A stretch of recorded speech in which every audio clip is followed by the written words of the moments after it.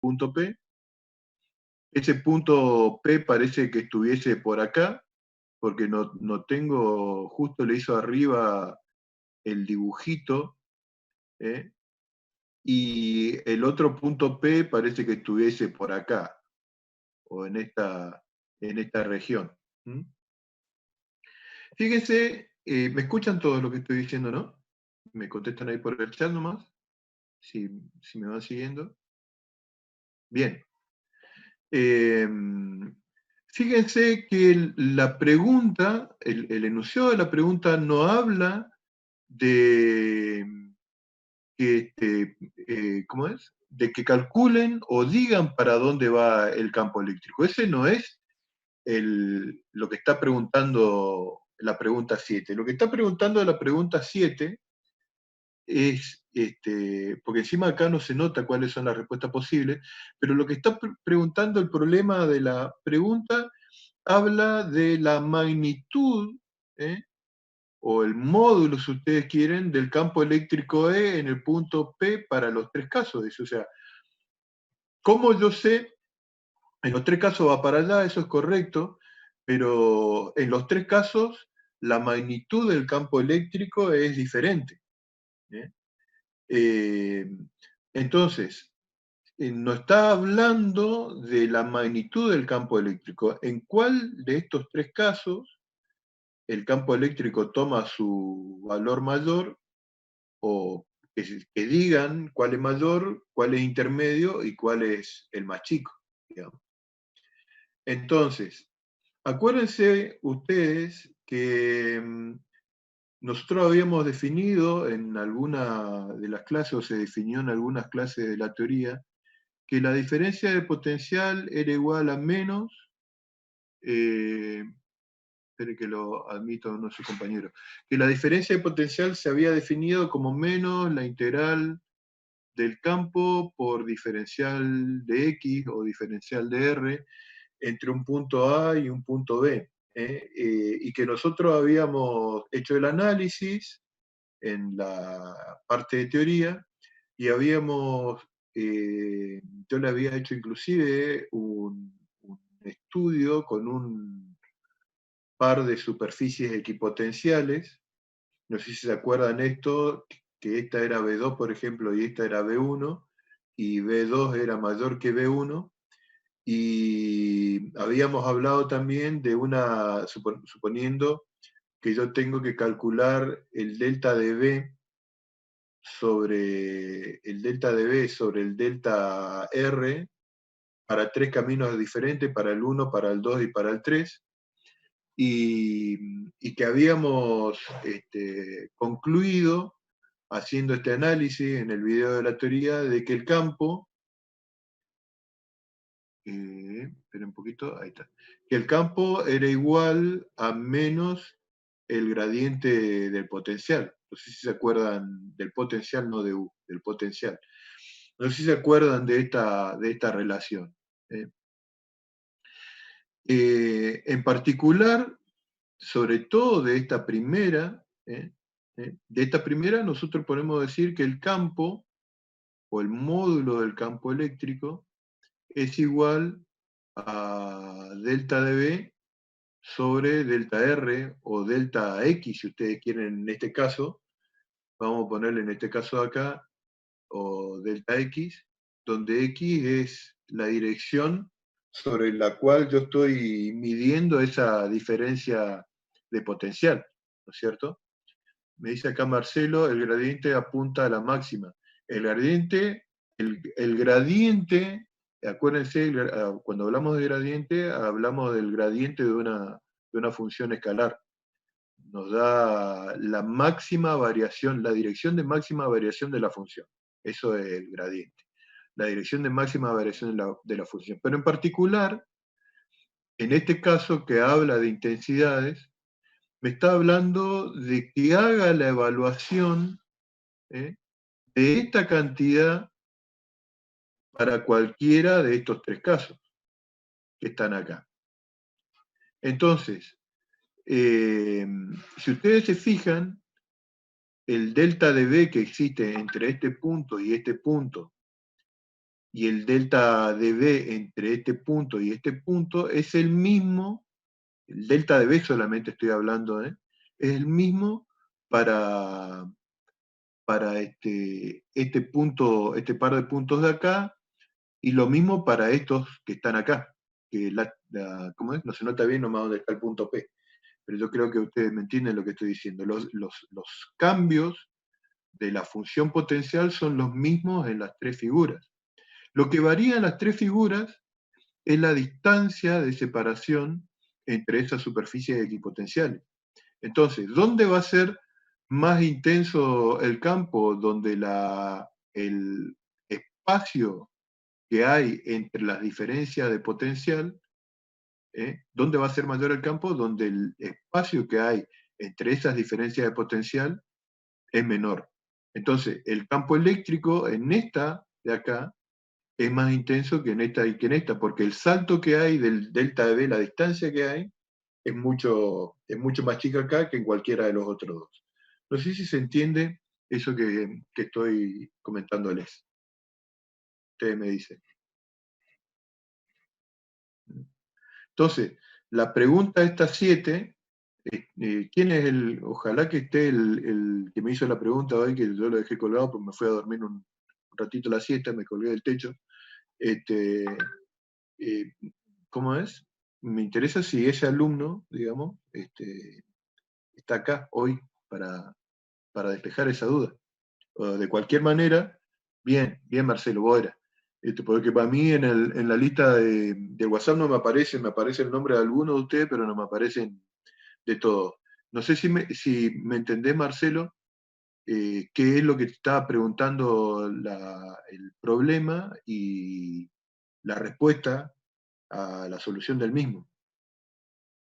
Si querés habilitar el micrófono, mandale nomás. Si te quedó alguna duda para no estar escribiendo. Profe, yo analicé la pregunta igual que usted. Sería, justo ahí tapo los puntos sin querer, pero es como usted puso en la opción 2 es la que el punto está más abajo, la opción 3 es la que está más distante y la opción 1 es la intermedia. Mi análisis fue, al ser esas líneas equipotenciales, ser perpendiculares, dibujo el campo, pensando que el potencial mayor va a estar más cerca de la fuente. Yo me fijé qué punto estaba más distante de la fuente. En base a eso yo contesté la pregunta, pero no me quedé convencido de que mi análisis haya sido el correcto, más allá de que justo contesté bien, pero no me quedé convencido, porque después en otra pregunta me decía si en todos los puntos de las líneas X potenciales el campo tenía la misma magnitud. Y ahí tampoco la pude contestar y me quedaron estas dos preguntas, no sabía cómo analizarlas. Y en realidad esta, como usted me muestra acá, la analicé bien, pero la otra ni idea tengo si en todos los puntos el campo tiene la misma magnitud. Y encima la contesté mal, yo contesté como que sí, pero sí. No, se nota que no. Y vos en este análisis que hiciste, fíjate que una sola línea equipotencial, suponete que en este dibujo el punto P está dibujada sobre la misma línea equipotencial, que no sé si es así en el dibujo, porque justo está pasando por arriba, pero por ahí uno de los chicos dijo que estaba sobre la línea de 25 voltios. Los tres están en las líneas y la diferencia potencial es la misma en todas. Lo único que es distinto son las separaciones en las líneas de... Correcto. Entonces, fíjate que el punto P está sobre la misma línea equipotencial del mismo valor. Entonces, la pregunta que yo te hago es, teniendo en cuenta esta pregunta 7, ¿el campo es el mismo en los tres casos? No, profe, en el 2 sería más intenso, en el 3 se nota que no es uniforme, y en el 1 y en el 2 se nota que es uniforme y aparte uno más intenso que el otro. Pero sobre la magnitud no tengo ni idea de cómo saber si en ese punto o en todos los puntos que esté la línea o la superficie, en realidad equipotencial, en todos los puntos de la superficie, la magnitud del campo sea igual. Esa no entiendo cómo analizarlo para saber si es Claro, verdad o es mentira. lo único que vos sabés acá es que el campo va a ser la derivada del potencial respecto de la coordenada, digamos. Y vos fíjate, si vos estás hablando de una carga puntual, voy a hacer el dibujito por acá, o voy a borrar todo esto que está dibujado.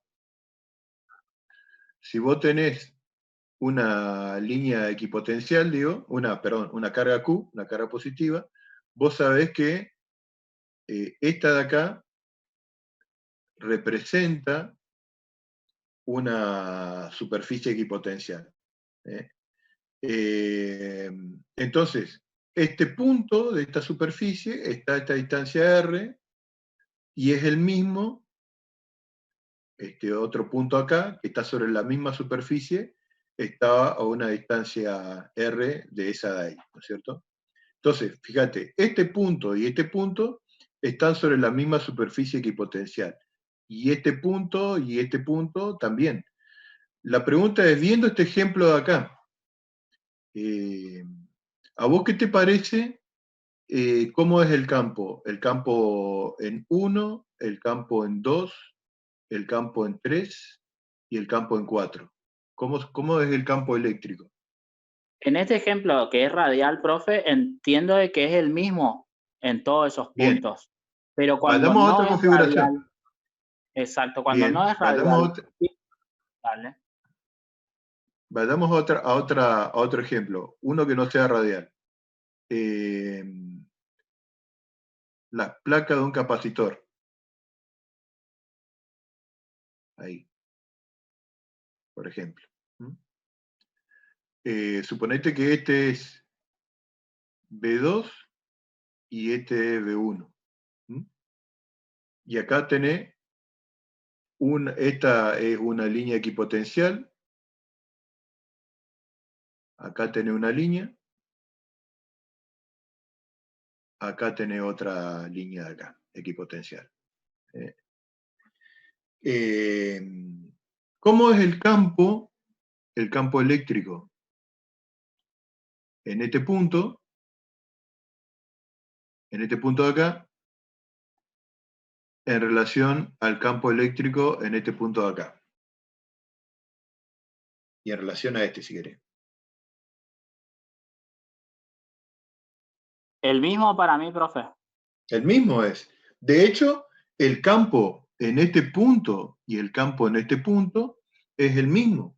Por eso las líneas equipotenciales están equiespaciadas y eso significa que el campo en esta región de acá es constante. De hecho, nosotros cuando hacemos la línea de campo de un capacitor o de dos placas paralelas, asumimos que el campo acá adentro vale sigma sobre epsilon 0. Y es lo mismo acá, acá, acá, acá y acá.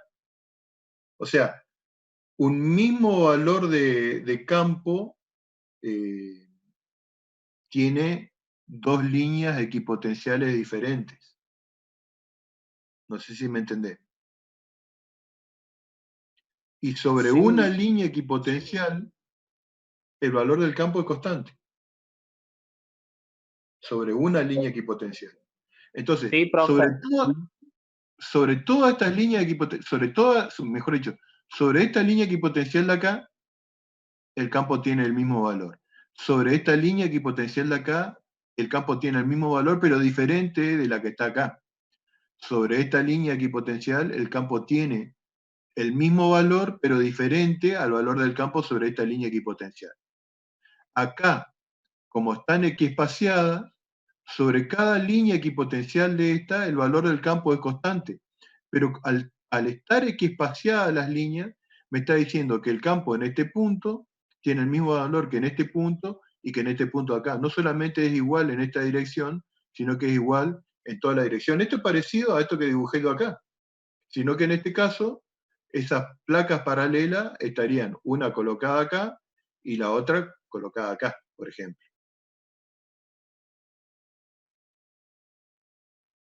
No sé si me entendés, Sí, Marcelo. profe, lo entiendo. Voy a buscar la otra pregunta para releer la consigna, porque no me acuerdo exacto ahora. Bien, dale. Pero sí lo entiendo, pero en ese momento, como le decía, yo entendí como que lo mismo que usted está haciendo el análisis, que en todos los puntos de la línea equipotencial, el campo eléctrico iba a ser el mismo. Y así Sí, contesté, pero se sí. nota que estaba mal. Voy a releer la Bien, pregunta para ver qué era lo que estaba mal. Eh, bien, y bien, dale. te la voy Dale, a dale, dale. pasar después. Dale. Pero gracias Sí, por contestar, profe. sí, porque por ahí puede pasar que la pregunta esté mal cargada en el campus también. ¿Eh? Nosotros le hicimos, porque vos ten en cuenta que son 40 preguntas por unidad temática, salvo la primera que tiene 120. Las otras unidades temáticas tienen 40 preguntas y siempre por ahí, al tildar, cuando vos estás haciendo la pregunta, al tildar cuál es la correcta, por ahí te podés equivocar, ¿viste? Así que estaría bueno Voy a que... rever, ¿sí? Voy a reverla, profe, y se la mando para ver, pues yo, Está como le bien, digo, me quedé con eso, sería, pensé que tenía que ser está el bien. mismo, bajo el mismo análisis que usted hace, sería sobre la misma línea, tiene que ser Sí. el campo eléctrico igual, pero me salió mal. Voy a ver si no, yo no erré Mirá, en interpretar la consigna, y si no, bueno, fíjate, igual al fin y al cabo, igual mirá, tengo que rehacer Marcelo, el cuestionario. Marcelo, fíjate, buscá en internet, digo, ¿no? Las líneas de campo de un dipolo que te va a dar, yo te hago un dibujo tentativo, digo, ¿no? No va a ser el dibujo que figura en los libros, pero fíjate, en el caso de un dipolo que vos tenés una carga positiva y una negativa, digamos, ¿cómo son las líneas equipotenciales en estos casos? Porque vos tenés, por ejemplo, que las líneas de campo van así, yo dibujo algunas, ahí, ahí, con esta dirección, ¿no es cierto? Eh, y las líneas equipotenciales son algo así, digamos, algo así, algo así. ¿Mm? Una cosa así. Entonces, fíjate si vos podés decirme cómo es el campo en este punto en relación al valor del campo en este punto de acá. Fíjate que tanto este punto como este punto de acá están sobre la misma superficie equipotencial. Y el campo acá, digamos, vos sabés que va a ser la suma del campo producido por este más el campo producido por este de acá. ¿Estamos hasta ahí? ¿Y cómo es el valor de ese campo en comparación al campo en este punto? Y ahí te va a dar cuenta de cuál es la respuesta. Esta es una situación que no es ni radial ni el caso de un plano infinito, sino que es el caso de dos cargas de valor diferente, digo, y qué pasa con el valor del campo eléctrico sobre el punto, porque acordate que esta línea equipotencial es una función de algo, que por ahí es de R y tita, digamos, y que la derivada a vos te da el campo eléctrico, pero la derivada en un punto te da el campo eléctrico. No es no es una expresión general que vos estás teniendo, digamos, como que no tuviese valores.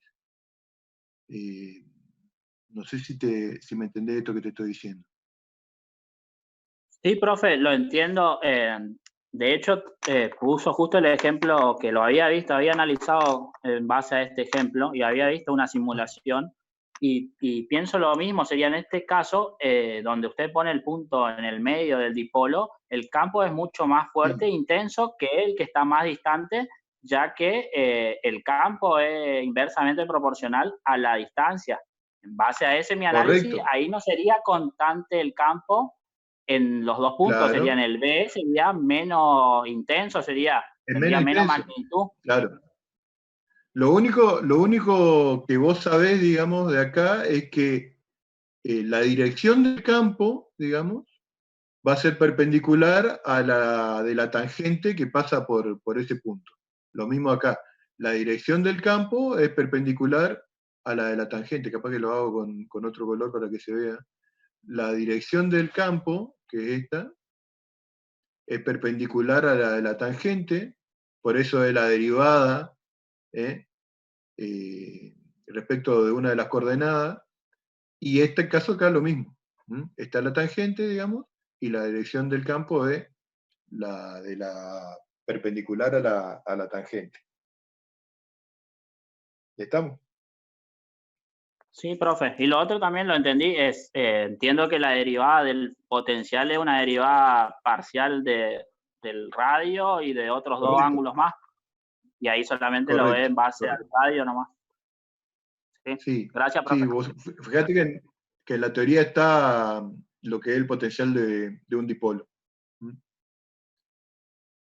Bien, a ver, déjenme un poquito buscar porque la idea de hoy es mirar un poquito la guía de la unidad 4.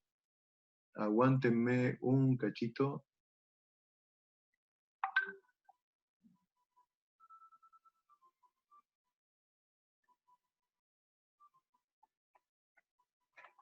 Espérenme un cachito que abro la guía.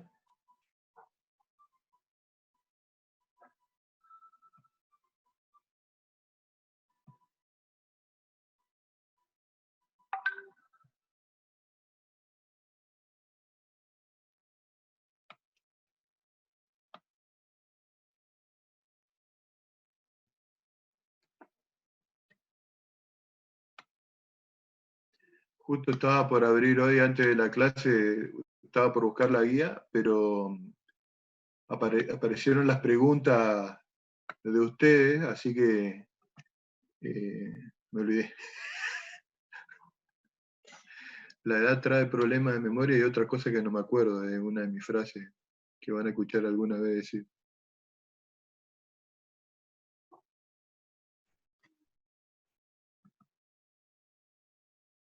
Yo creo que la guía está puesta en el... Se la pasé por acá en el vínculo, en uno de los vínculos que tenía con todas las otras unidades. Acá está. Hoy vamos a ver una parte de la guía, consulta sobre esa parte.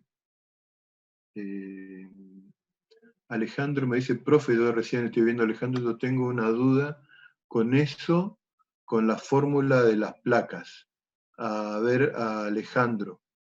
Sí, abrí el micrófono y decime cuál es tu pregunta, digo, ¿no? ¿Cuál es tu duda? Mientras yo comparto acá la página de la guía. No, profe, por ahí cuando veo que, no sé si tiene que ver con, o sea, no, capaz porque hace rato no resuelvo con placas, estoy más con capacidad ahora, pero me acuerdo que la fórmula de la placa era sigma sobre 2 epsilon 0, ¿Correcto? y a Sí, veces en los libros aparece sigma epsilon 0 solamente, era por eso. mira, mira. Eso es muy sencillo y está explicado en el video, en la parte de ejemplo de campo eléctrico, es por el siguiente tema, mira. Suponete que vos tenés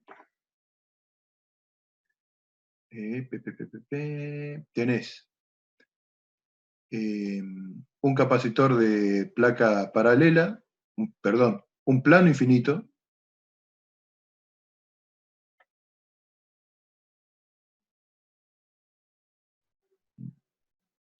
y suponete que este plano infinito tiene una densidad de carga sigma, que es positiva. Entonces, ¿cuánto vale el campo en este punto de acá que está a una distancia A, digamos, de la placa? Si querés a esto le ponemos un sistema de referencia para que no te pierdas, digamos. Tenemos así,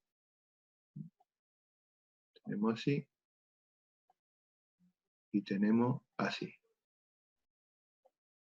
Este es X, esto es Y, esto es Z, digamos.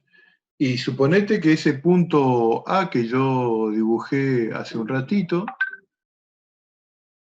ese punto A, para que te sea más fácil todavía, se me borró un lado del plano infinito.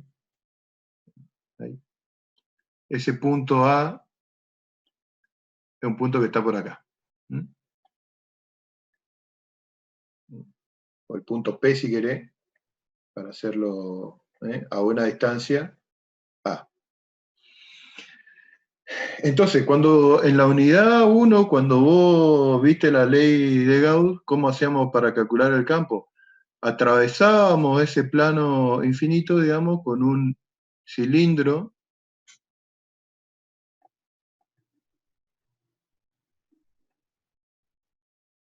Yo espero que esto se entienda que es un cilindro. Un cilindro, digamos.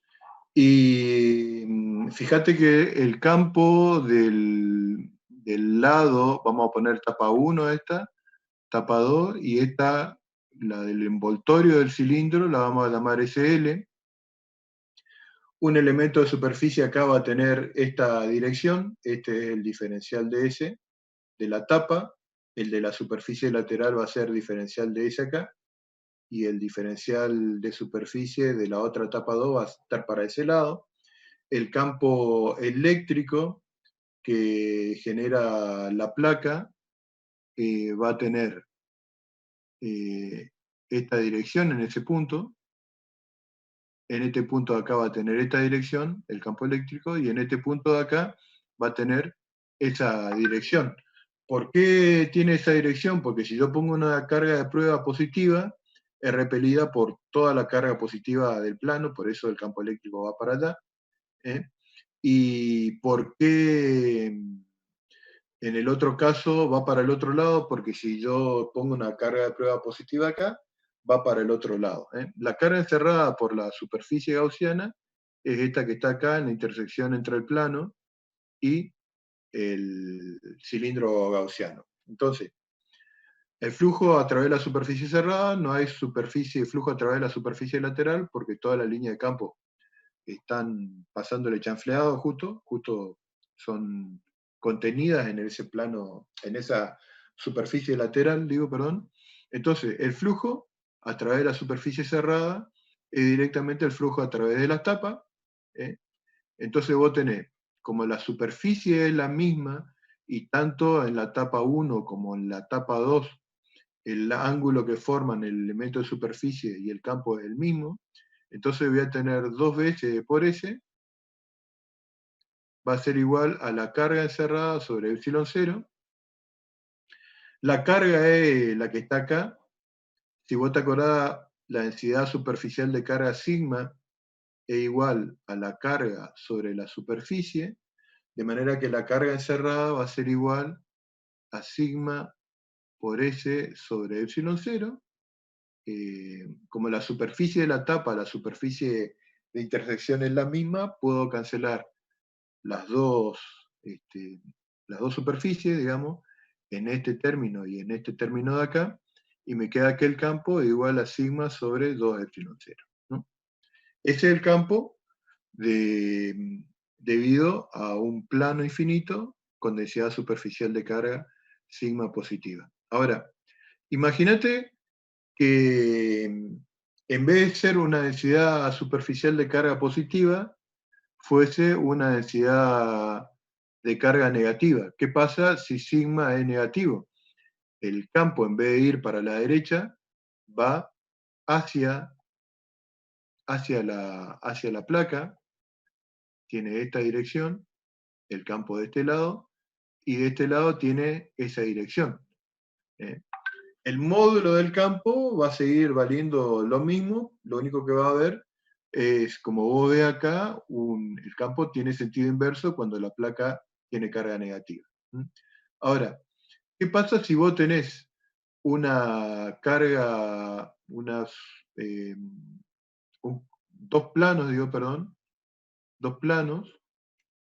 este plano de acá con carga negativa y este plano de acá con carga positiva, planos infinitos? Yo estoy viendo, digamos, desde el eje Z a este, digamos, y acá le agregué otro plano con carga negativa. Entonces, este plano que tiene carga positiva va a generar en un punto interno del capacitor o de ese par de planos un campo que tiene esa dirección. Y este plano que tiene carga negativa va a generar en el mismo punto, digamos, un campo que tiene para allá. Los valores de los dos campos son iguales, o sea, este de abajo vale sigma sobre 2 epsilon 0 y el de arriba vale también sigma sobre 2 epsilon 0. O sea, un medio más un medio es un entero, así que el campo total que existe en esta región acá es sigma sobre epsilon 0. Entonces guarda, cuando vos estás analizando, que no te esté diciendo el campo debido a dos placas que vos tenés ahí. No sé si me entendés la explicación, Alejandro, y si esa era tu pregunta. Sí, profe, buenísimo. Esa explicación que yo te hice recién están en el video de, no me acuerdo si era de ley de Gauss, ejemplos, o en la parte de cálculo de campo eléctrico. Me parece que era en la parte de cálculo de campo eléctrico, cuando tenés que usar integrales y demás. Me parece que era ahí que aparecía esta expresión de acá para el caso de la superposición de dos campos, digamos, del campo de una placa positiva y el campo de otra placa negativa. Estoy mirando acá y queda de reunión 2 minutos. ¿Le parece que arranquemos de vuelta otra sesión antes de quedarnos a media con lo que vayamos a desarrollar después? Bien, ahí estamos. Están ingresando los muchachos, las chicas, al aula. Bien.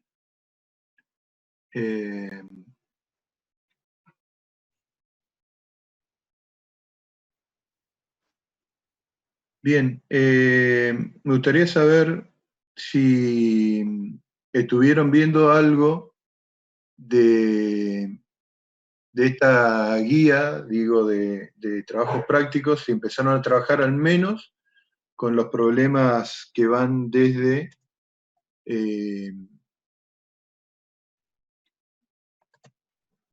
al menos los primeros problemas, les voy a decir hasta qué problema de esta guía, en particular, estos primeros problemas que están acá, que están viendo, que yo lo estoy recorriendo, hasta el 8, inclusive, son problemas relativamente sencillos de aplicaciones de fórmulas. De esta unidad, seguramente van a encontrar en las preguntas de teoría del campus, van a encontrar varias cuestiones relacionadas con definiciones que relacionan en estas primeras unidades. Tengo el chat abierto, así que bueno, como les pregunté recién, leyeron, vieron los videos de la teoría, estuvieron trabajando con algunos de los problemas de esta unidad. Me interesa saber eso.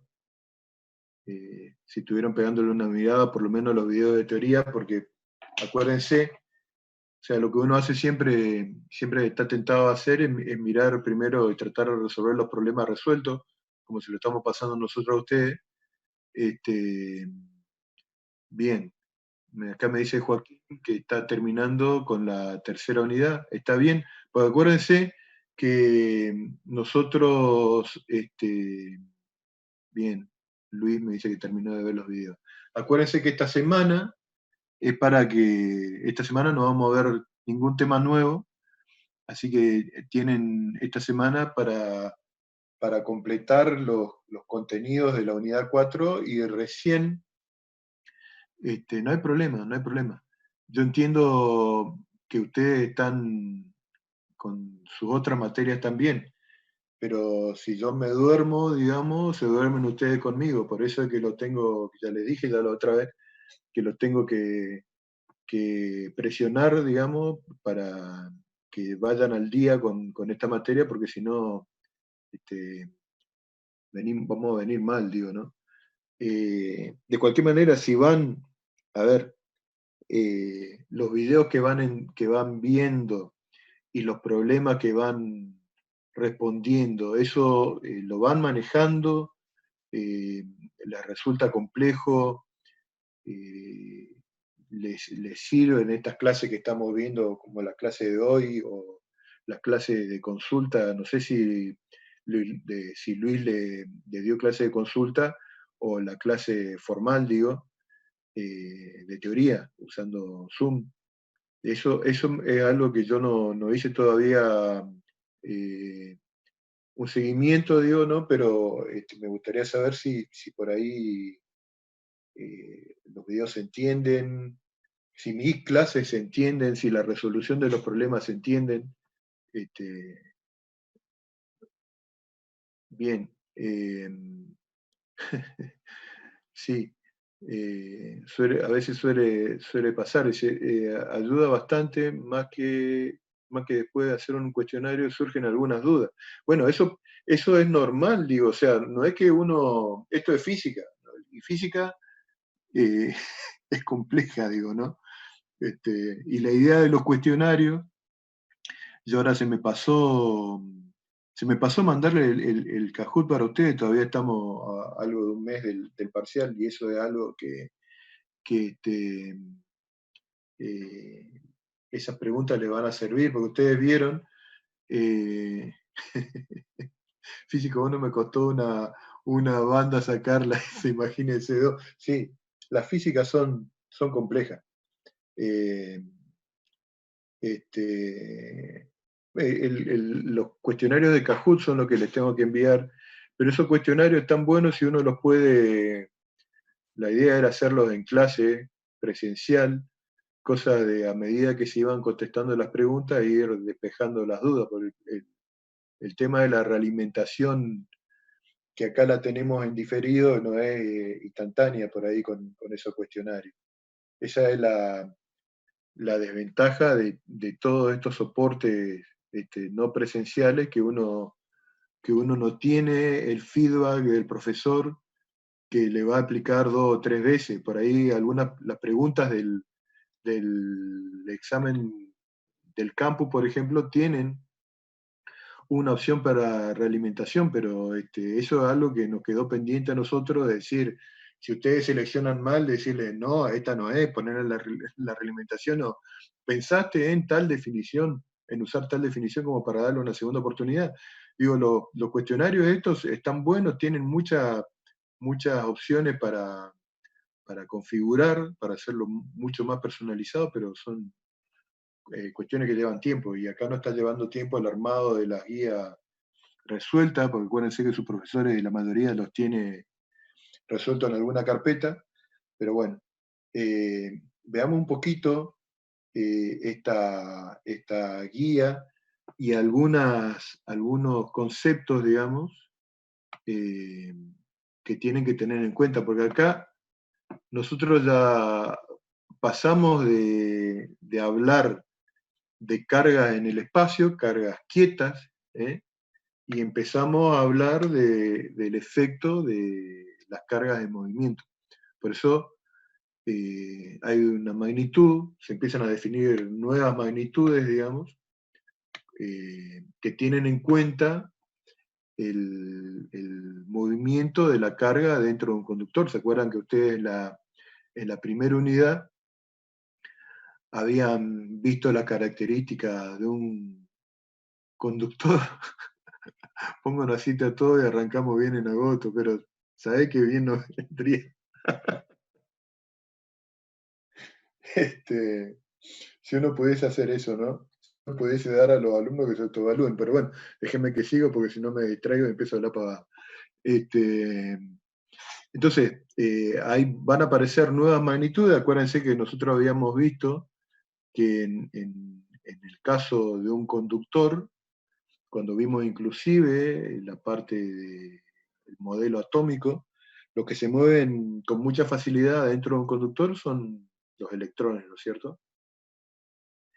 Entonces ese movimiento, hay una forma de cuantificarlo, al movimiento de la carga, que va a partir de una magnitud que se llama corriente eléctrica. Esto es un pequeño resumen nomás de lo que ustedes van a encontrar mucho más detallado en el video. Entonces, ¿cómo se define la carga eléctrica? La carga eléctrica, la corriente eléctrica, nosotros la vamos a llamar con la letra I, y se define como la cantidad de carga que pasa por unidad de tiempo. Si la carga se mide en coulombios y el tiempo se mide en segundos, a la unidad que equivale a un coulombio por segundo se le llama ampere. A veces yo le pongo la letra amp primero, pero después van a encontrar solamente la A. Y en realidad nosotros vamos a usar muchos submúltiplos del ampere, como el micro y el miliampere. Inclusive hay una tabla que habrán visto en la presentación de Luis, digamos, que habla de los efectos de la corriente al pasar a través de un cuerpo. Después hay otra magnitud que es la densidad de corriente J. J es un vector, digamos, que dan de alguna forma las características locales del movimiento de la carga. Por ejemplo, para que ustedes entiendan un poquito, la corriente, la unidad de J, esto es en ampere por metro cuadrado, ya van a ver por qué. La corriente, la relación entre la corriente y la densidad de corriente es que la corriente es igual a la integral de J por diferencial de S, o sea, es el producto escalar de estas dos cantidades, de manera que la corriente muestra un comportamiento global de la circulación de la carga. Este J es un flujo, sí, es un flujo, correcto, está bien, pero no hablamos de superficie cerrada acá, fíjate. Es un flujo del vector de densidad de corriente, es así, es correcto, pero no a través de una superficie cerrada, sino a través de la sección del conductor. Ustedes van a ver en la teoría que la expresión de J es igual al número de portadores por unidad de volumen de un conductor por la carga de uno de ellos, que es la carga del electrón tomada con signo positivo, por la velocidad de deriva media. De manera que la corriente, si J es constante, es el número de portadores por unidad de volumen por la carga de uno de ellos, por la velocidad de deriva media, por la sección del conductor. De vuelta, todo esto que yo le estoy explicando acá está en el video.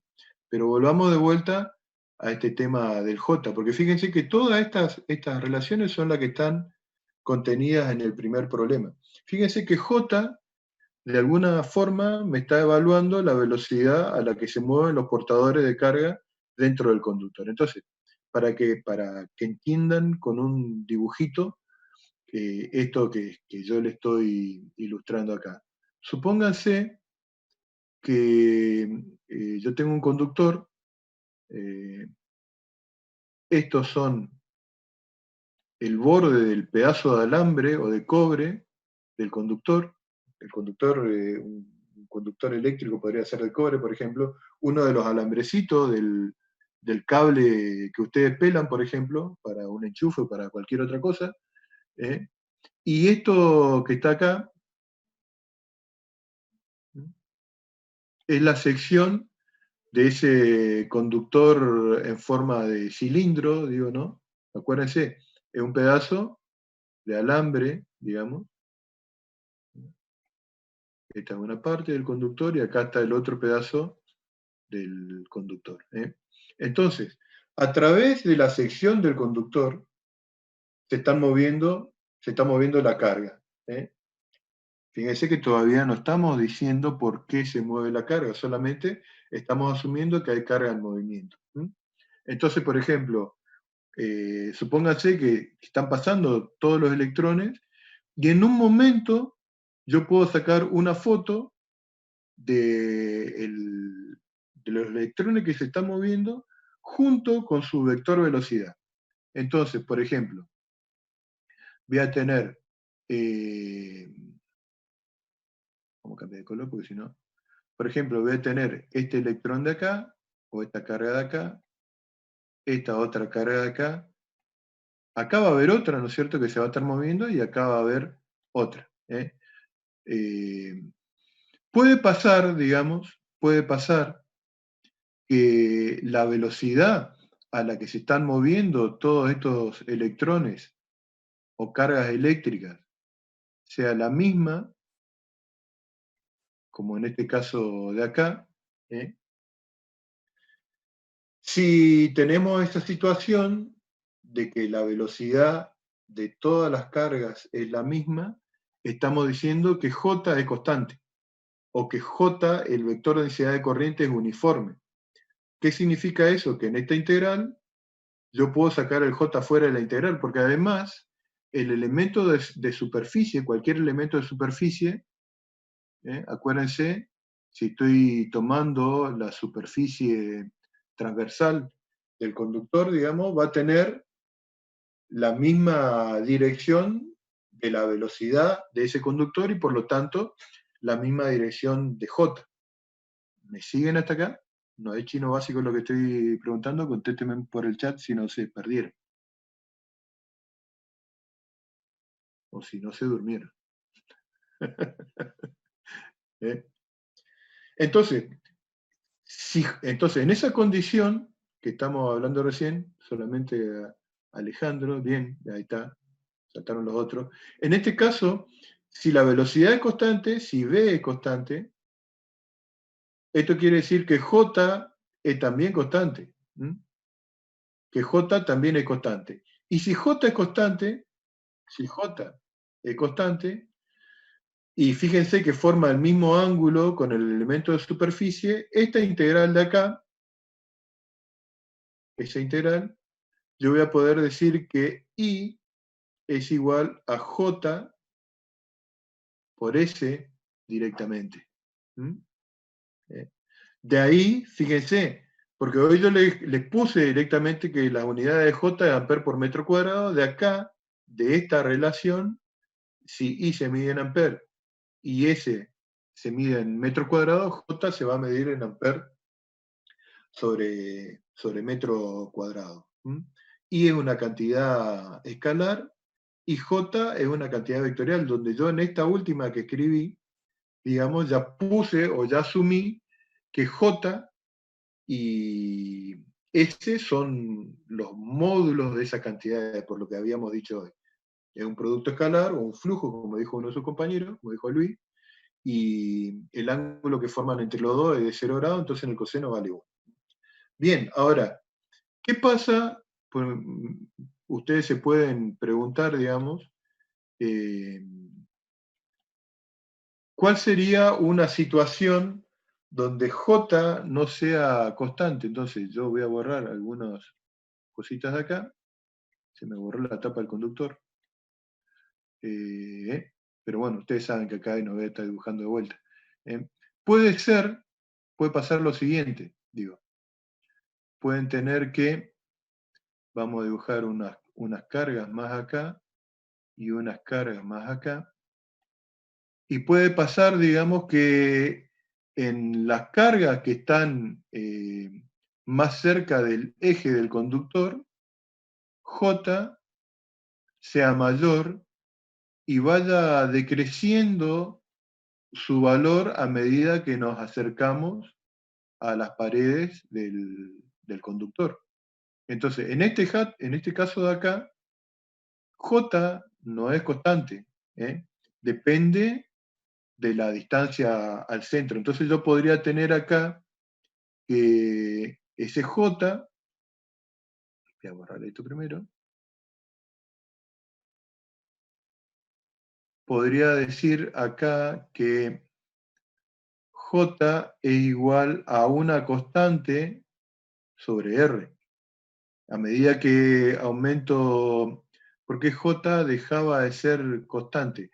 Por esta situación de acá, fíjense, si yo analizo con esta expresión, este J de acá no es constante en un diferencial de superficie, pero a medida que yo me voy moviendo hacia los costados, el J disminuye. Puede ser esa situación donde la conducción sea más rápida o los electrones se muevan rápidamente en el centro que en los costados. O puede ser un material que sea un cable, digamos, tipo el cable coaxial, que sea de un material adentro y de un material diferente la malla que lo recubre. Entonces voy a tener un J diferente para cada material. En ese caso, o por ejemplo, como les decía acá, en este caso, quiero decir que J disminuye a medida que me voy alejando del centro del conductor. En este problema de acá, por ejemplo, en este primer problema, es un caso de la sección del conductor con J constante. O sea, J vale en los mismos casos, vale lo mismo en cada uno de los puntos. Pero fíjense en este problema 2 de acá. En este problema 2 dice que J, a ver si lo puedo ver un poquito más grande, lo voy a borrar todo lo que escribí, no importa si se borran los dibujos. Me hace un poquito más grande la visualización.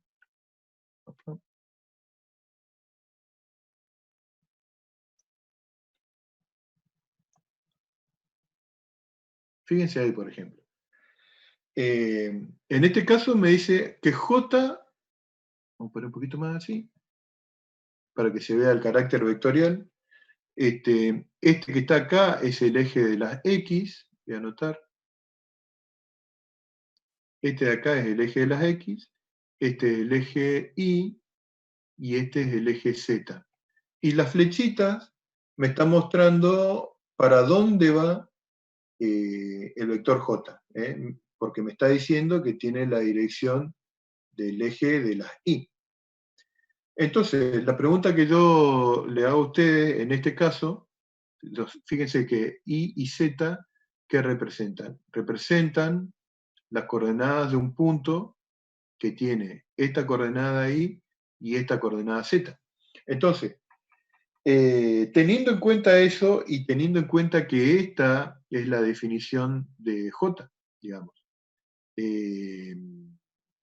¿dónde es más intensa la densidad de corriente, en este caso que está presentando acá? O sea, constante no es, y tiene una dependencia de la coordenada Y y la coordenada Z. Entonces, vamos a suponer que yo tengo en el vértice superior derecho, viéndolo así, dice Luis, no sé si el resto está de acuerdo, y fíjense, es muy fácil, digamos, supongamos que acá en el dibujo no se nota bien, pero parece que es un 2 esto de acá. Un 2 esto de acá, y este es un 2, así es. Esto está medido en metros, por ahí le falta el dibujito, que las unidades de Z es en metros. Digamos, así que este de acá, acá estaría el 1, si ustedes quieren. En este que yo dibujé sería 1,5, así que fíjense, J en este punto, vamos a llamarle punto A, acá vamos a poner el punto B, y acá el punto C.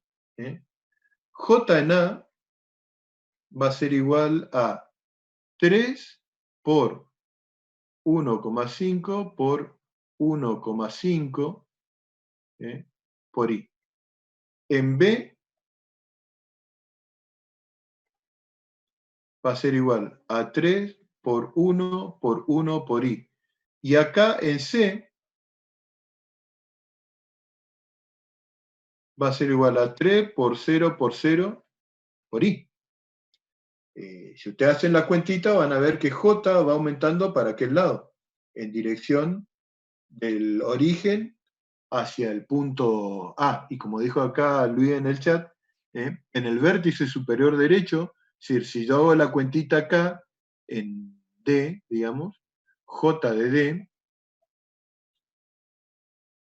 va a ser igual a 3 por 2 por 2. Es claro que en este punto, en este vértice, toma el valor máximo posible, y el valor mínimo posible lo toma acá. Por eso siempre, yo cuando en la clase presencial, siempre le pregunto, ¿este dibujo está bien hecho en relación a lo que menciona el problema? Y no, porque acá todos los J lo muestra como constante en el dibujo. Y otra cosa más en este problema. A ver, a mí por ahí la ventanita del chat me saca un poquito de espacio, pero la voy a poner acá. Fíjense, vamos a checar un poco más la visualización ahora que ustedes la vieron, el dibujito, voy a poner 150.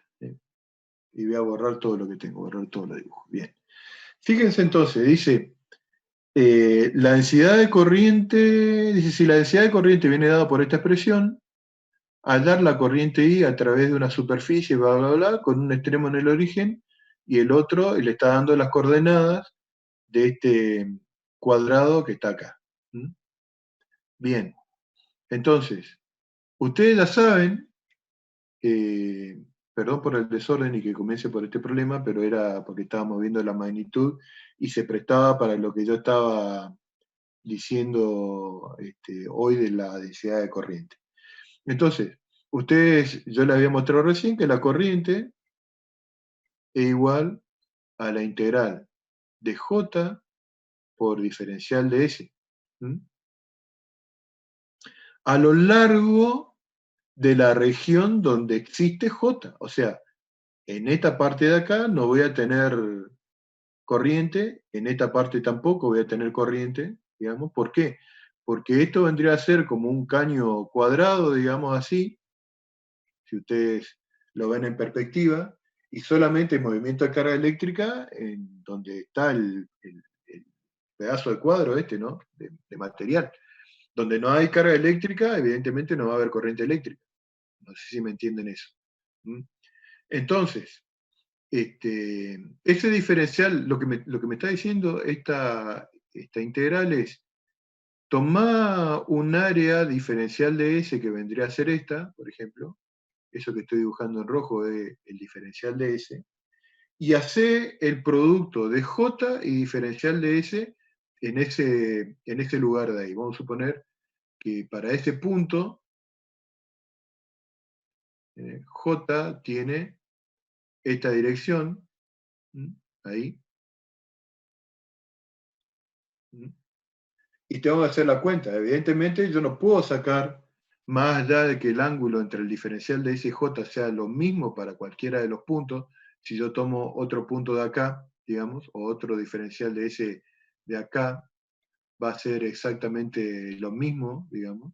pero con un j que va a ser diferente al de este que está acá. Bien, ahora, fíjense que este diferencial de S, yo lo voy a poder escribir, lo voy a hacer acá apartado para que se vea mejor. Este que está acá es mi diferencial de S de ahí. Tiene de base diferencial de I, y de altura tiene diferencial de Z. Entonces, esta integral se va a convertir en una doble integral de J, que tiene esta expresión, que es 3 por I por Z, diferencial de I, diferencial de Z. Ya asumí acá que el ángulo entre los dos es de 0 grados, y por eso queda directamente un producto de los módulos, y esta integral se evalúa para la variable I. ¿Desde dónde a dónde tengo que integrar cuando integro en I? Cuando integro en esta dirección, ¿desde qué valor de I hasta qué valor de I tengo que integrar? Cualquiera de ustedes que me conteste por el chat. Entre 0 y 2, claro. Entre 0 y 2 metros. Y para Z es exactamente lo mismo, de 0 a 2 metros. Ahora, una cosa importante acá, y es la siguiente. Este 3 que está acá, ¿ese 3 tiene dimensiones? ¿O es 3 nomás, es una constante numérica? Porque acuérdense que nosotros habíamos dicho que J, ¿cuáles eran las unidades de J? Era amper sobre metro cuadrado. Quiere decir que todo esto de acá también tiene que ser amper sobre metro cuadrado. Si se mide en metros y Z se mide en metros, ¿cuál tiene que ser la unidad del número 3 para que al multiplicar por metro cuadrado me quede en amper sobre metro cuadrado toda la operación? Como dice acá Luis, este 3 tiene unidades de amper, que yo lo estoy escribiendo acá en la integral, sobre metro a la cuarta. Entonces, fíjense, cuando integro en relación a la variable I, todo lo que no sea I es constante, es decir, el 3 y el Z salen afuera. Entonces, y acá se va a hacer un enchastre, pero no tengo mucho espacio. Lo voy a escribir, acá voy a hacer así, para continuarlo escribiendo acá. Entonces, la corriente va a ser igual a la integral entre 0 y 2 metros de 3z, y fíjense que la integral acá me va a quedar I diferencial de I, que es I cuadrado sobre 2, así que esto me va a quedar 3z, y no me quiero olvidar de poner a eso la unidad, 3z amper sobre metro a la cuarta, y me queda el I cuadrado sobre 2, calculado entre 0 y 2 metros, diferencial de z. Esto que está acá dentro de la integral, el resultado de esto sería 4 metros al cuadrado dividido 2 me da 2 metros al cuadrado. El resultado de esta integral me da 2 metros cuadrados. Entonces, me queda que I es igual a la integral entre 0 y 2 metros de 3z, vamos a cambiar la tiza, amper sobre metro a la cuarta, multiplicado por, había dicho, 2 metros al cuadrado. Diferencial de z. Ahora, todo lo que no es z sale fuera de la integral. Entonces va a salir esto que está acá, sale fuera de la integral. Eso me va a quedar como 6. Y voy a dejar las unidades, voy a dejar sin simplificar todavía, 6 amper sobre metro a la cuarta por el metro cuadrado que ya estaba, por la integral entre 0 y 2 metros de z diferencial de z. Fíjense que esta integral de acá es parecida a la integral que estaba hoy por acá, cuando yo hice la integración de i, diferencial de i. Así que el resultado de esta integral de acá, me va a dar de vuelta 2 metros cuadrados. Así que esto va a ser igual a 12 amper sobre metro a la cuarta, y tengo el metro cuadrado de acá y el metro cuadrado de acá, que me va a quedar metro a la cuarta. Entonces, acá puedo cancelar este metro a la cuarta con este metro a la cuarta, y el resultado me queda 12 amper. ¿Por qué me tomé el laburo, digo, de andar escribiendo el amper sobre metro a la cuarta en cada uno de los casos? Porque lo que yo quería que ustedes noten en esto, digamos, es que si yo no tengo en cuenta que el 3 no tiene unidades, si yo pienso que el 3 ese de acá no tiene unidades, el resultado que yo voy a tener como resultado final de mi ejercicio va a ser 12 metros a la cuarta, cuando en realidad lo que tengo que tener como resultado es 12 y una unidad de corriente. Entonces, siempre que hagan alguna cuenta donde tengan alguna magnitud que es producto de una constante numérica por alguna variable, tengan en cuenta que esa constante numérica está acompañada de unidades. No sé si me entienden este detalle que le estoy explicando.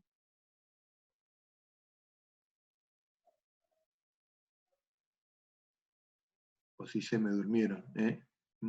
Porque esto, digamos, por más que tengan un programa de cálculo numérico, yo siempre trabajo con MATCAD, porque MATCAD o este programa que yo les había comentado una vez que era parecido al MATCAD, ese MAT creo que era, sí, no es ese, es a ver, ya les voy a decir cuál es el programa, pero un cachito, que funciona casi igual, es una copia pero gratuita del MATCAD, que es ese MAT Studio, ese programa. Todos trabajan, tienen para trabajar unidades, digo, y si ustedes no tienen en cuenta esto que yo les estaba diciendo, van a tener el programa y van a hacer las cuentas numéricas de manera correcta, pero van a tener un resultado que numéricamente va a estar bien, pero sin las dimensiones correspondientes. No sé si me entienden, ¿Está? Bien, ese es el cálculo de este problema 2, por ejemplo. Ustedes que son, les gusta la parte de programar, si por ahí después un físico le pide o algún ingeniero que hagan cálculo, le va a exigir, digamos, que esté toda la parte dimensional hecha. Ya va a llegar el momento en que va a haber una física para estudiantes de sistemas. Yo estoy seguro de que no va a faltar mucho para que esta materia deje de ser homogénea y sea específica de la carrera de ustedes. Y ahí va a cambiar bastante todo, digo, ¿no? Pero bueno, mientras tanto, la cuestión es así, digo, ¿no? Yo la tengo que enseñar de esta forma y ustedes la tienen que aprender de esta forma, digo, ¿no? Bien. Está con ese problema. Hay otro conjunto de magnitudes que yo me voy a pasar acá para seguir con lo que hoy estábamos hablando al principio de la clase. Acuérdense que esto es solamente una introducción teórica, digo, ¿no? De algo que ustedes tienen en los videos. Entonces, haciendo un resumen de lo que habíamos visto ahora, hasta ahora nosotros definimos la corriente como la carga por unidad de tiempo. Las unidades de la corriente era en amper. Menos de un minuto me dice acá. Entonces vamos a hacer lo siguiente, vamos a cortar acá la reunión y abro una nueva porque me dice menos de un minuto y no tiene sentido de que siga con esto, digamos, y ya me va a cortar. Así que nos enganchamos en 2 minutos.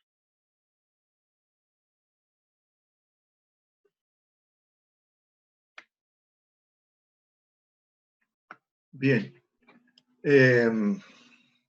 Entonces, continúo con lo que estábamos viendo hace un ratito.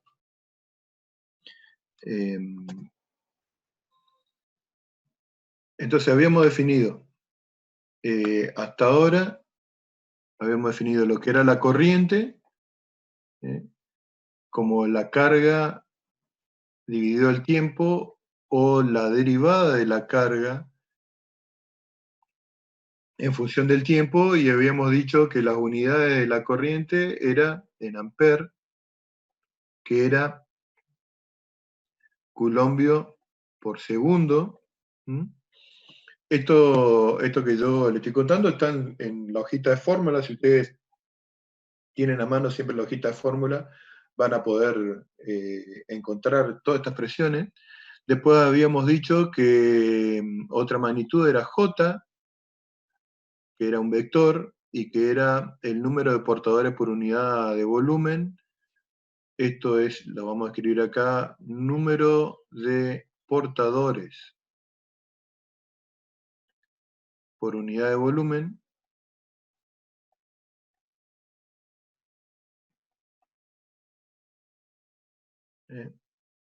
Ahora voy a escribir a que es igual n, multiplicado por la carga de cada uno de ellos, que vamos a hablar de la carga del electrón, digamos, ¿no es cierto? Multiplicado por la velocidad de deriva media. Y habíamos dicho que la relación entre estas dos cantidades era que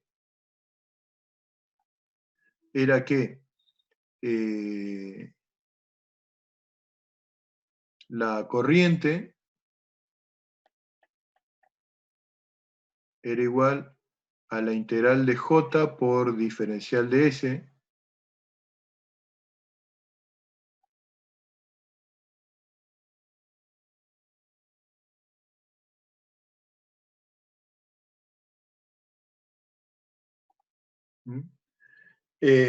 J, acuérdense que es un vector, y como dijo hoy Luis, era que la corriente del flujo de J atraído en la superficie. Vamos a usar con el vocablo que están usando ustedes. Acá me olvidé del carácter vectorial.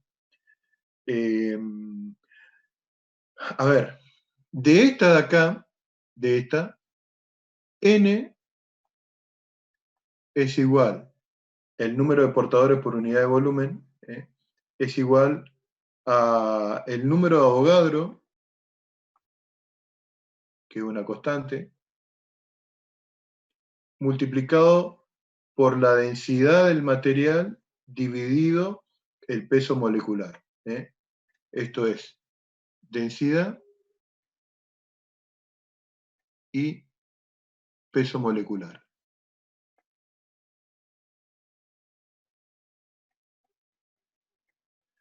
Por eso en el problema 1, y si ustedes lo tienen a mano, habla de una barra de cobre y le da los datos de la densidad y del peso molecular. Porque el número de Avogadro es una constante, el número de Avogadro, esto vale 6,023 por 10 a la 23 partículas, que es adimensional, pero yo lo pongo partículas por mol.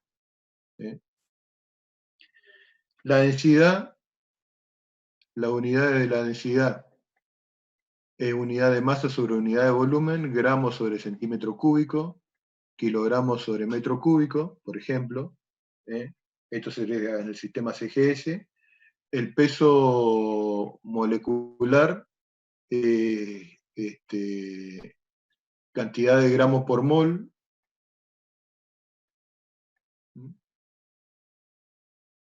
Y fíjense que con estas definiciones, digamos, las unidades de N es igual a 1 sobre unidad de volumen, por ejemplo. Si quieren, pueden reemplazar esto que está acá, digamos, esto que está acá, por estas unidades,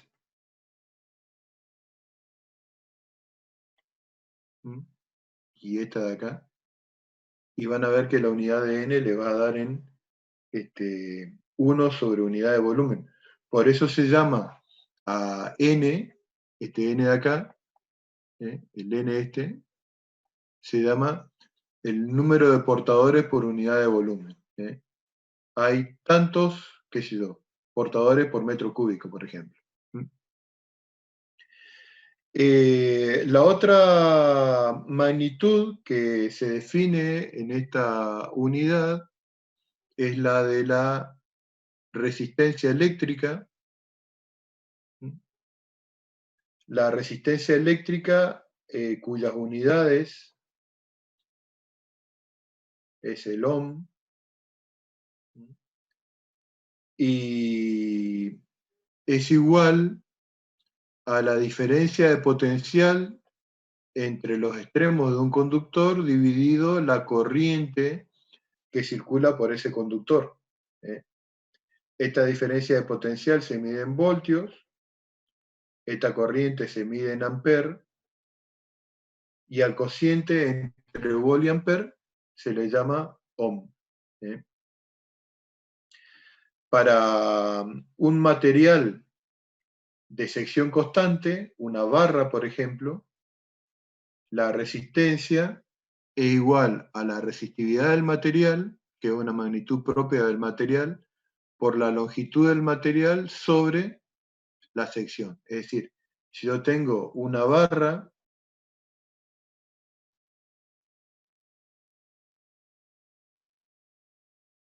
la resistencia de esta barra conectada a una diferencia de potencial, a una batería,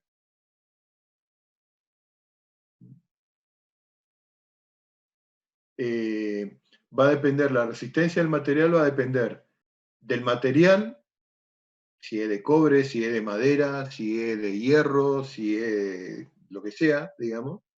Esto, acuérdense, depende del material.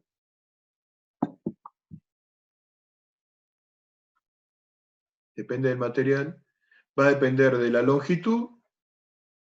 A mayor longitud, mayor resistencia. Y va a depender de la sección del material. Por eso, esta formulita de que R es igual a ρ por L sobre S es solamente para un objeto de sección constante. De sección constante. Bueno, con este conjunto de ecuaciones, digamos, van a poder resolver los primeros 8 problemas de la guía. Vamos a, yo creo que esto ustedes lo habrán estado copiando por ahí, o si ustedes quieren, en la hoja de fórmula, díganme si están estas relaciones que estamos viendo acá. Fíjense en su hojita de fórmula si la tienen a mano y me dicen si estas ecuaciones están en su hoja de fórmula. En el chat, díganme.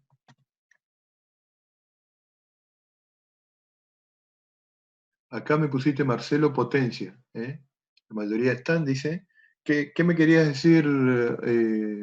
¿La potencia? Ah, la potencia de... la potencia que disipa esta barra al pasar corriente eléctrica por ella, la potencia es igual a la corriente al cuadrado multiplicado por la resistencia. ¿Cuáles van a ser las unidades de potencia?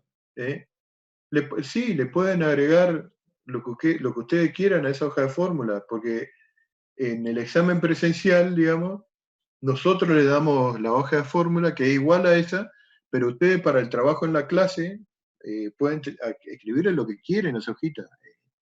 Es lo que me está preguntando Luis acá, si le pueden agregar con la lapicera. Le pueden agregar lo que quieran a la hoja de fórmula, porque en la evaluación parcial presencial nosotros le damos la hojita que es idéntica a esa que tienen, pero sin las anotaciones extra, digo, ¿no? Esto no es cuestión de memoria, chicos, eso se lo había dicho el primer día de clase. Bueno, fíjense, con esto que tenemos acá y con su hojita de fórmula, vayamos a ver de vuelta el enunciado del primer problema, por ejemplo. Esperen un cachito.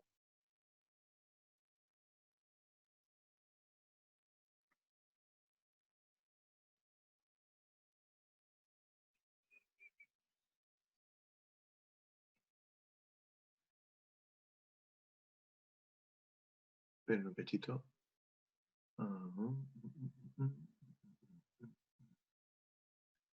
Compartir. Bien. Entonces, sería esta de acá.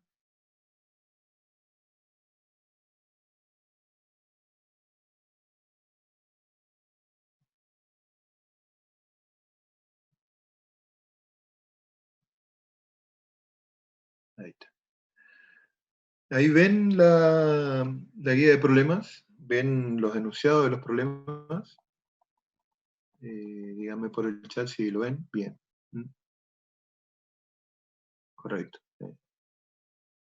Otra de las propiedades, digamos, que tienen esa resistencia es que varían con la temperatura. Nosotros vamos a ver dos tipos de resistencia. Una, en la mayoría de los problemas de esta guía de trabajo práctico, asumimos que las resistencias tienen valor constante independientemente de la temperatura del entorno, pero hay un conjunto de temperaturas, de resistencias, que son muy sensibles con los cambios de temperatura. Hay algunas resistencias que con el aumento de la temperatura no aumentan su valor, y hay otras resistencias que con la disminución de la temperatura disminuyen su valor, y a esas resistencias se les llaman termistores y se usan justamente para medir, para fabricar termómetros, digo, ¿no? Las resistencias comunes son sensibles a las temperaturas, pero no tanto como las otras, tanto como los termistores. De hecho, en algunos años se había hecho una práctica de laboratorio que consistía en la calibración de un termistor, es decir, con un termistor y un tester, cómo construir un termómetro.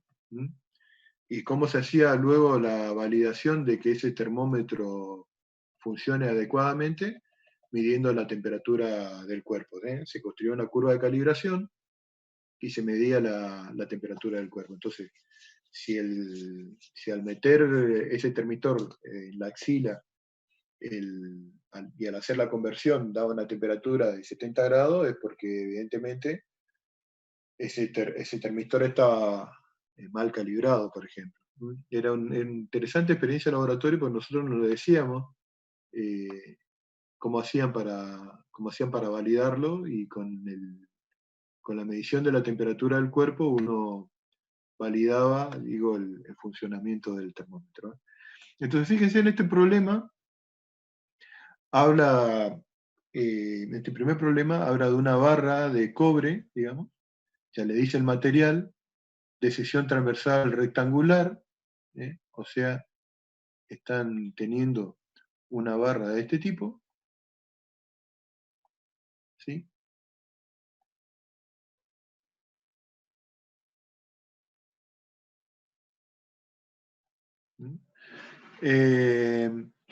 20 por 80 dice que es la sección, o sea, esto sería 20 por 10 a la menos 3 metros, y este de acá es 80 por 10 a la menos 3 metros. ¿Por qué hago eso? Porque ya voy tratando en este tipo de problema, y para no enredarme con las unidades, voy tratando de pasar todas las unidades al sistema internacional. El largo de esa barra es de 2 metros. Podemos suponer que hay un sistema de referencia ahí, solamente para orientar nuestro dibujo, digamos, y que dice el enunciado que se tiene conectada una diferencia de potencial de 50 milivoltios entre sus extremos. Entonces, tengo acá una batería B0 de 50 milivoltios, o 50 por 10 a la menos 3 voltios. Este es el potencial B0 de la fuente. Hallar las siguientes cantidades y dar las unidades en cada caso, dice. Entonces, la resistencia de la barra que pide, y la resistencia de la barra, si ustedes se fijan en la formulita que yo le había puesto en la otra hoja, había dicho que la resistencia era igual a la diferencia de potencial dividido la corriente, y que también era la resistividad por la longitud del conductor sobre la superficie. Como acá dice claramente que la barra es de cobre, el valor de la resistividad es un valor que figura en tabla, que acá no aparece en ninguna parte, pero bueno, eso después yo los voy a agregar. De cualquier manera, en todos los libros de física, sobre todo al ser una barra de cobre, la resistividad del material está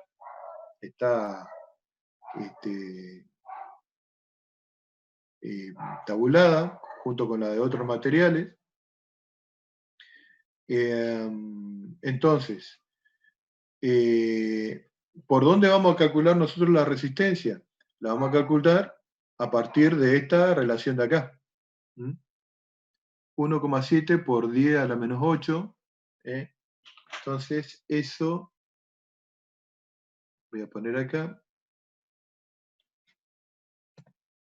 Resistividad, voy a poner resistividad igual a 1,7 por 10 a la menos 8. Después le voy a dar el formato de superíndice, y eso sería ohm por metro. Ahí está. Para que no falte en el enunciado del problema. Ahí está. Entonces, si ustedes, fíjense, tienen el dato de la diferencia de potencial. Esto sería 50 por 10 a la menos 3 voltios. Y no, fíjense, tenemos que hacer por este lado de acá, porque no tenemos el valor de la corriente. Tenemos que hacer por ahí.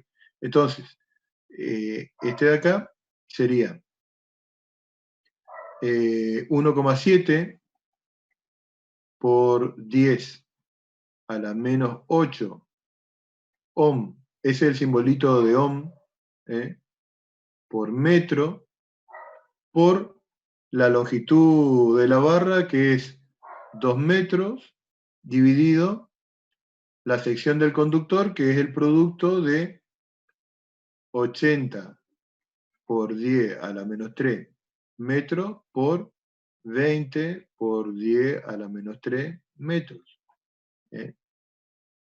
Entonces fíjense acá, de este cálculo, que van a llegar a un valor, háganlo con la calculadora, van a poder cancelar este metro de acá y este metro de acá con este metro, y me va a quedar el valor de la resistencia en ohm, que son las unidades de resistencia. Por eso no es 1,7 por 10 a la menos 8, sino que 1,7 por 10 a la menos 8 ohm por metro. Vamos a poner mejor escrito, resistividad del cobre. Le voy a poner para el cobre, la densidad vale tanto, el peso molecular tanto, y la resistividad vale tanto. Y listo. Bien. Entonces ya está calculado el valor de la resistencia, luego pide el valor de la corriente I. La corriente I la van a calcular haciendo el cociente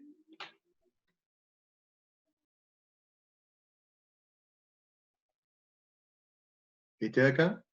Como ya tienen el valor de la resistencia, la corriente I la calculan como la diferencia de potencial dividido el valor de la resistencia que calcularon en el punto A.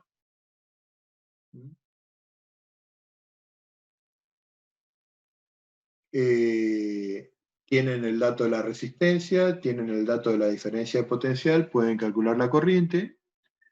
La densidad de corriente J,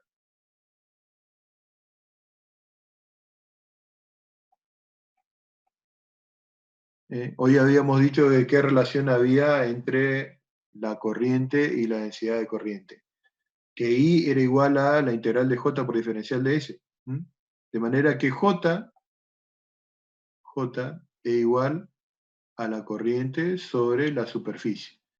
La corriente que calcularon en el punto B dividido la sección del conductor, que es lo 20 por 10 a la menos 3 metros, dividido, multiplicado por 80 por 10 a la menos 3 metros. ¿Me están siguiendo hasta acá?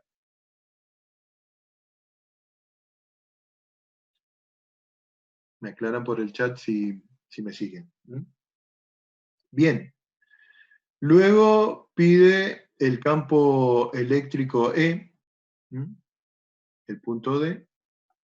El campo eléctrico va a ser igual a la diferencia de potencial entre los extremos de la barra dividido la longitud de la barra. Esto es lo que habíamos visto hoy al principio de la clase. ¿A qué era igual el campo eléctrico? Cuando se conocía la diferencia de potencial entre dos puntos. Entonces va a ser el valor de esa diferencia de potencial entre esos dos puntos dividido la longitud del conductor. Fíjense, en este caso, que no le vamos a poner un signo menos ni nada, porque en este caso estamos calculando módulos solamente. ¿Está? Luego me pide, en el punto E, la potencia perdida P por la barra. Habíamos dicho que P era igual a I cuadrado por R. Tenemos el valor de la corriente calculada en el punto B y de la resistencia calculado en el punto A.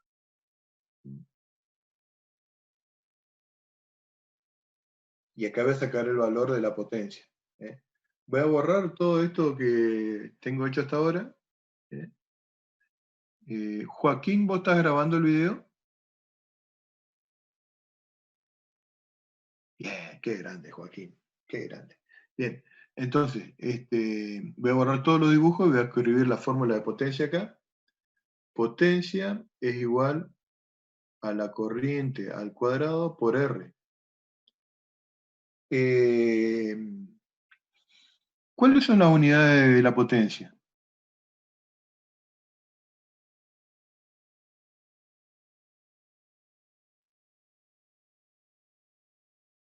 La resistividad por R. En realidad el campo podés calcular también a partir de la conductividad del material o de la resistividad, sí, también podés. Me dice Marcelo, en Joule, la potencia, ¿están de acuerdo? Joule por segundo, perdón, Joule por segundo. ¿Esa unidad cómo se llamaba? ¿Tenía algún nombre? Cuando hablamos de la... Bien, cuando hablamos de la potencia de una lámpara, por ejemplo, decimos en watt, ¿no es cierto? Que es joule por segundo, como dijo Marcelo recién. Entonces, vamos a ver si esto que está acá da joule por segundo. Entonces, fíjense, la corriente, hoy habíamos dicho, ¿se acuerdan? Que la resistencia era igual a la diferencia de potencial sobre la corriente. Este habíamos dicho que se medía en ohm, este se mide en voltios y este se mide en amper.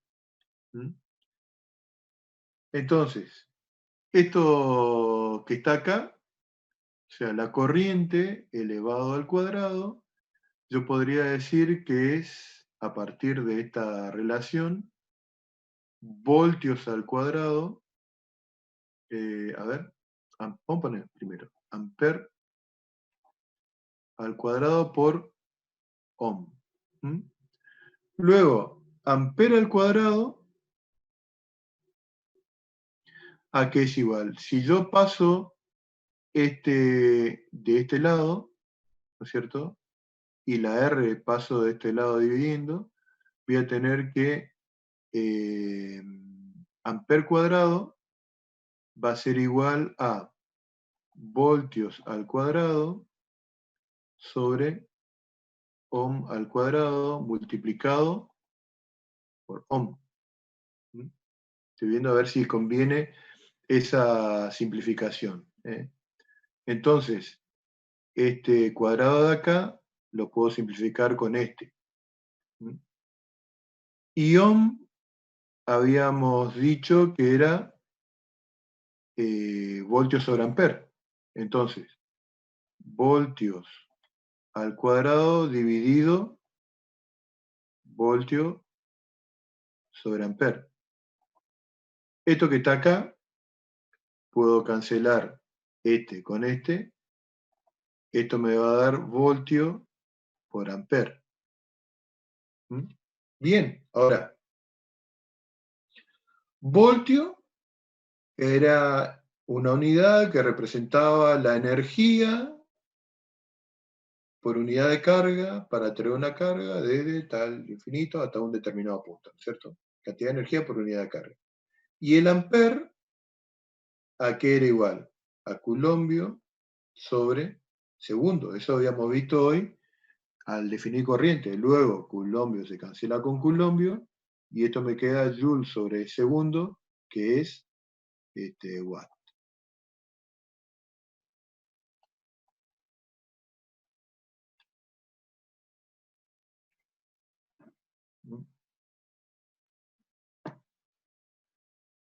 ¿Estamos? Bien. Seguimos entonces. Después, la energía perdida por hora, dice. La potencia, este es el punto F. La potencia, yo sé que es energía sobre tiempo. Entonces, si yo conozco la potencia, la energía va a ser igual a la potencia por el tiempo. La potencia recién la sacamos en watt, así que esto daría el valor de la potencia en joules sobre segundo multiplicado por la cantidad de segundos que hay en una hora. Esto me va a dar un número, la potencia por joules sobre segundos, multiplicado por 3600 segundos, que es la cantidad de segundos que hay en una hora. Voy a poder cancelar este segundo con este segundo, y el resultado me va a dar directamente en joules. Y el punto último del problema dice la velocidad de los portadores de carga. Entonces, yo sé que el vector de corriente J era igual al número de portadores por unidad de volumen por la carga de uno de ellos por la velocidad de deriva media. Entonces, este J yo ya lo saqué en el problema C, en el punto C. Este N yo le había dicho que era igual al número de Avogadro multiplicado por la densidad del material dividido el peso molecular. La carga es la carga del portador de carga, que es 1,6 por 10 a la menos 19 de Coulombio. No tomamos signo, digamos, en esto. Y por la velocidad, que es el dato que pide el problema. Acuérdense que acá, cuando hagan todas las cuentitas, el resultado le tiene que dar en unidades de velocidad. Y van a tener que hacer la reducción de este y de este al sistema en el que ustedes quieran expresar la velocidad. ¿Estamos, chicos? ¿Me siguieron todos con este problema? Como ven, es un problema de aplicación de las ecuaciones. No es nada complejo. Para el viernes nos vamos a juntar de vuelta y vamos a discutir algunos de los problemas que siguen. La recomendación que yo les doy es que sale asado, ojalá, eso cuando,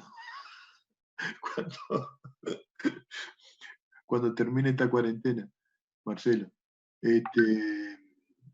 Lo que yo les voy a recomendar, digamos, es que sepan resolver bien sistema de 3 ecuaciones con 3 incógnitas, porque a partir del problema 9 en adelante van a tener que usar eso, o sea, el saber resolver sistema de 3 ecuaciones con 3 incógnitas para poder abordar los problemas.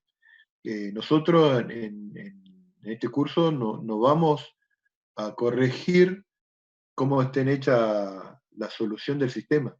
Lo que vamos a revisar van a ser las ecuaciones, y eso en una hoja de examen es importante que esté, porque la metida de pata en la resolución puede ser una cuestión matemática a partir de transcribir mal un error en la ecuación. Pero si la ecuación no está bien escrita, la ecuación de origen no está bien escrita, la del sistema de ecuaciones, por más calculadora que tengan, ecuaciones lineales. Sí, sistema de 3x3. 3 ecuaciones con 3 incógnitas. Eso es algo que ustedes tienen que tener resuelto para este viernes o para el parcial, digo, ¿no? Ya les digo, nosotros no es que vamos a evaluarles cómo resuelven el sistema de ecuación, sino le vamos a ver cómo está construida la ecuación y el resultado de la misma, digo, ¿no? Profe, Sí. ¿el parcial ya está definido ya que vamos a hacer virtual entonces? Mirá, ayer nos juntamos los profes para discutir una propuesta y este viernes tenemos que juntarnos de vuelta, porque no es una situación fácil, digamos, la evaluación del parcial. O sea, implementar el parcial lo vamos a tener que hacer algo vía campus, porque la parte presencial no la vamos a poder hacer hasta ahora, y como viene la mano, no la vamos a poder implementar presencialmente, es un peligro. Así que seguro que va a tener que ser vía campus. Y estamos viendo, digamos, las alternativas que tenemos para evaluarlo. Ustedes, por lo pronto, vayan preparando su parcial como en la modalidad presencial, digo, ¿no? Que yo sé, eso se lo había comentado el primer día de clase, con la cuestión de que iba a haber preguntas teóricas y resolución de problemas. Lo único que no va a haber acá, digamos, que no va a haber forma de preguntar es la parte de laboratorio, porque no tenemos resuelto eso, porque el laboratorio tiene que ser presencial, digo, ¿no? O sea, capaz que algunos de ustedes tienen un tester, pero no todos tienen un tester como para hacer mediciones. Entonces estamos viendo qué alternativas tenemos para esa parte. Bueno, chicos, hasta acá llegamos y nos estamos viendo, si Dios quiere, el próximo viernes.